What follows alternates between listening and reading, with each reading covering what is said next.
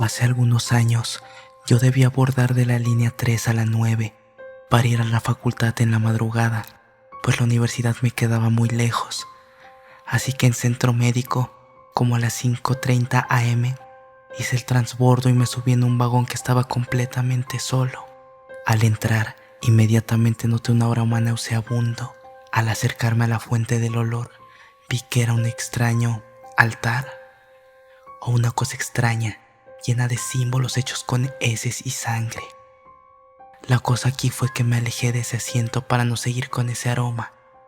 Y en la siguiente estación se subió un señor de aspecto demacrado que me observaba fijamente. El señor tomó asiento cerca de donde estaba el altar ese y no parecía molestarle el olor. Traté de ignorarlo lo más que pude, pero en verdad sentía su mirada en la nuca. Ya por la estación Puebla, le dije a una amiga que si me podía ir con ella a la universidad. Ella vivía cerca de esa estación, ya que extrañamente absolutamente nadie abordó ese vagón durante todo el trayecto, y no quería saber qué iba a hacer ese sujeto en cuanto llegáramos a Pantitlán.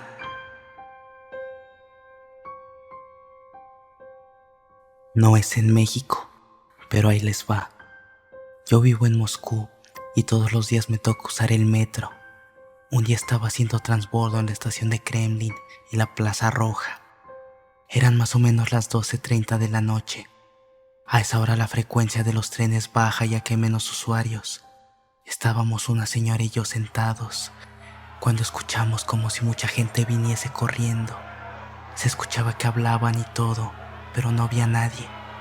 Yo me saqué de onda y al parecer la señora también, pero el policía solo nos dijo: Ya se fueron.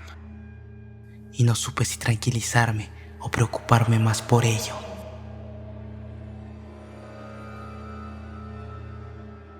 Yo tenía un ligue en la FES Iztacala. Vivo en Tláhuac. Doy contexto porque es importante. Bueno, un 14 de febrero en el año 2020 venía de regreso de la FES Iztacala a mi casa.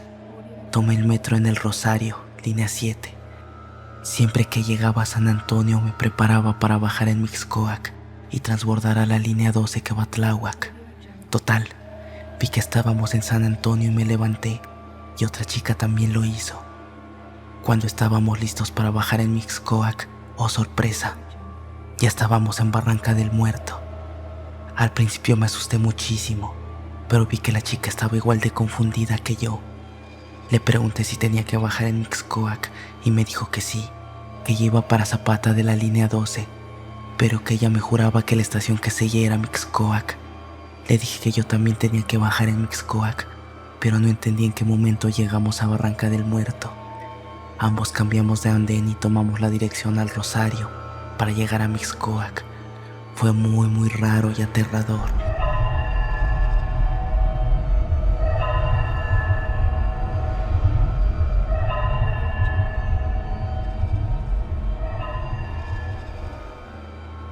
Cuando iba a la prepa, subí en Fray Servando.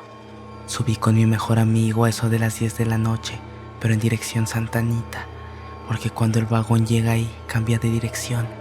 Y nosotros, que íbamos para Martín Carrera, nos subimos así para perder un poco de tiempo en lo que se cambiaba de dirección.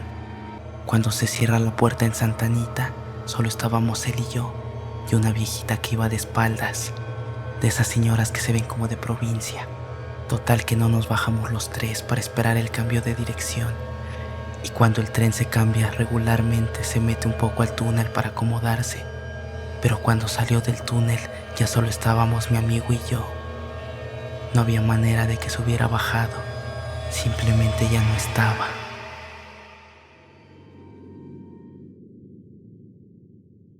Yo trabajo en taquilla y sí me han pasado muchas cosas y me han contado mucho las compañeras.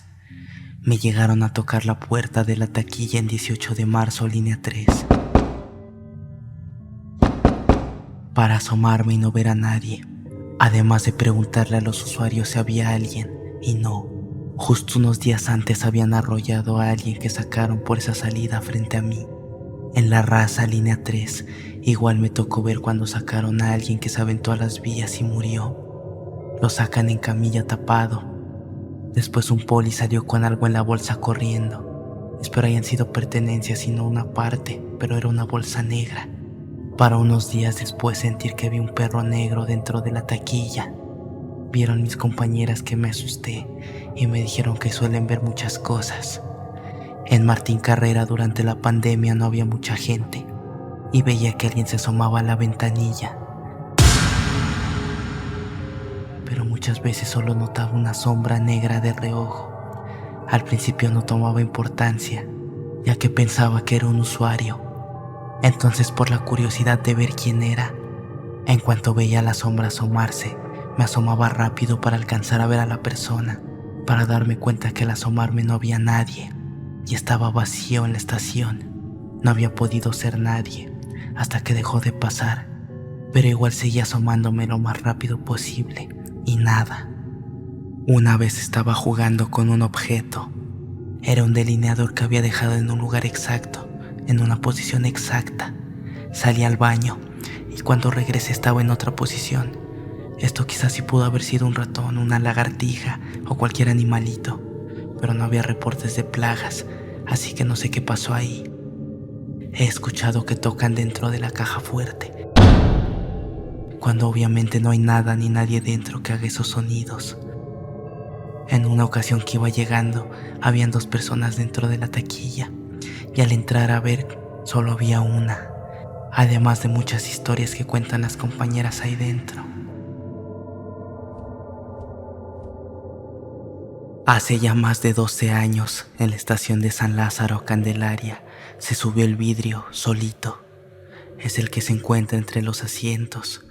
Yo iba parada porque iba súper lleno, y hasta la mugre ventana rechinó y nadie, absolutamente nadie se dio cuenta o volteó a ver lo que pasaba. Me quedé con el miedo y jamás entendí el por qué una ventana se pudiera cerrar de abajo hacia arriba. Yo hace un tiempo fui a vender un boleto para EDC, ya que solo iba a ir un día y me sobraban 2 boletos. La cuestión es que no me gusta viajar en metro y por ende no sé andar en él. Total que el chavo que me compraba el boleto me agarró en la mensa y accedí a entregarle el boleto en la estación que le quedaba cerca, Bondojito, para lo cual yo tenía que transbordar en Consulado, línea amarilla. De ida todo bien, había gente. Cabe mencionar que el transborde es larguísimo y tiene muchas escaleras. De regreso me cayó la noche, tipo 9:30, y solo venían 3 personas conmigo de regreso. Todo normal, hasta el momento de entrar en el pasillo que sube al metro. Total que las personas que venían conmigo venían caminando súper lento, y pues yo apresuré mis pasos. Entré al túnel final para subir al metro, y al entrar sentí una sensación de miedo y escalofrío. Me volteé para esperar a las personas que me acompañaban, ya que al mismo tiempo transbordé. Cabe mencionar que no hay otra salida, pues resulta que nadie venía allá. Mi desesperación aumentó. Fue como si hubieran desaparecido. Decidí correr hasta el fin del pasillo, pero sentí que alguien venía persiguiéndome. Se escuchaban ruidos. Cabe destacar que yo nunca he creído en eso de que espantan a la gente hasta que me pasó. Por último, esta vibra me siguió hasta mi casa, que también me espantaron, ya que nunca antes me habían espantado en mi casa.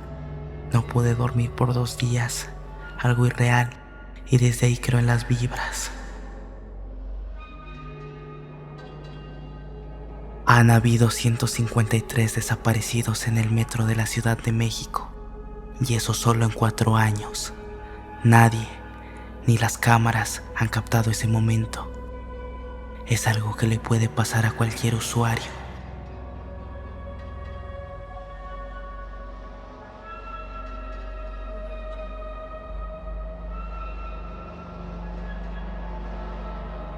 Hace mucho, cuando me tocó vivir en la Ciudad de México, viví una de las más horribles experiencias en mi vida, y justamente fue en el metro. Eran las 11:30 aproximadamente. Yo trabajaba en una taquería y pues siempre debía tomar el metro.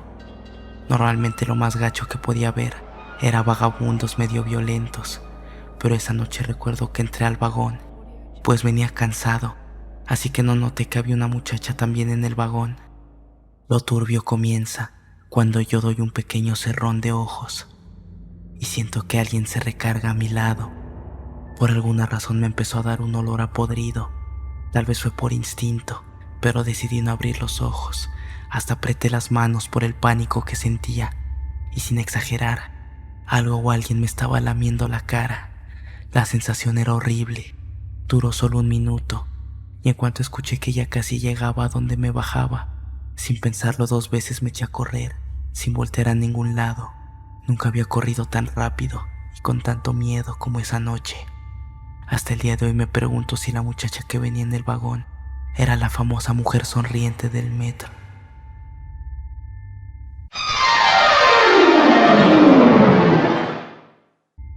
Una vez mi mamá me contó que ella iba en camino a Indios Verdes. Ella venía del Metro Universidad y se quedó dormida. Cuando despertó estaba en Barranca del Muerto. Hasta la fecha se sigue preguntando por qué despertó en Barranca. En el momento dice que fue un shock muy fuerte, ya que ella se sentía perdida. En ese momento se puso a llorar, porque en su mente pasó en que ella regresaría a casa teniendo a mi hermana bebé. Una vez iba en el transborde en Chabacano de la línea Café a la Verde. Había como 3 personas adelante de mí y otras 2 atrás a una distancia considerable. De reojo vi una sombra de una persona caminando hacia mí muy rápido, pero caminaba medio raro. Yo me hice a un lado para que pasara, pero la veía aún más cerca y de repente lo vi demasiado alto, todo de reojo. Antes de bajar unos escalones me pegué a la pared porque sentí que se iba a caer encima de mí, y cuando volteé no había nadie. Nadie venía detrás de mí. Hace tiempo estaba en la estación Camarones.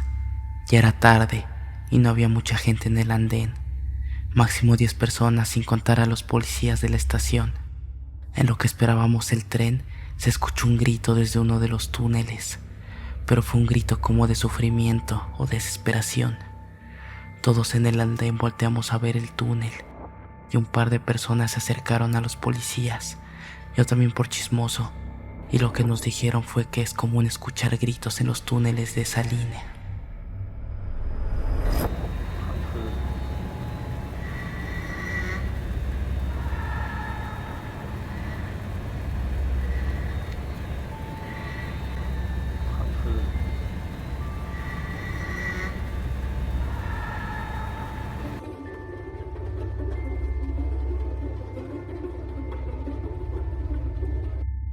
Les dejo esta foto que tomé en la estación Escuadrón 201 de la línea 8.